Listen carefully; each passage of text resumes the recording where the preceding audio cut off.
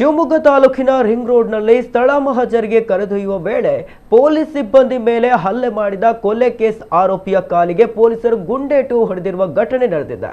Rowdy sheeter Narasimha ಕೊಲೆ case ಸಂಬಂಧ ಆರೋಪಿಗಳನ್ನ ಸ್ಥಳ ಮಹಜರಿಗೆ ಕರೆದೊಯ್ಯಲಾಗ್ತಿತ್ತು. ಈ ವೇಳೆ ಕ್ರೈಮ್ ಸಿಬ್ಬಂದಿ ಅಂಜನಪ್ಪ ಮೇಲೆ ಆರೋಪಿ ಮಧು ಹಲ್ಲೆ ಮಾಡಿದ್ದಾರೆ. ಏರ್ ಫೈರ್ ಮಾಡಿ ವಾರ್ನ್ ಮಾಡಿದ್ರು ಕೂಡ ಮಾತು ಕೇಳದ ಹಿನ್ನೆಲೆ ಕೋಟೆ ಠಾಣೆ ಇನ್ಸ್ಪೆಕ್ಟರ್ ಹರೀಶ್ ಪಟೇಲ್ ಕಾಲಿಗೆ ಫೈರ್ ಮಾಡಿದ್ದಾರೆ.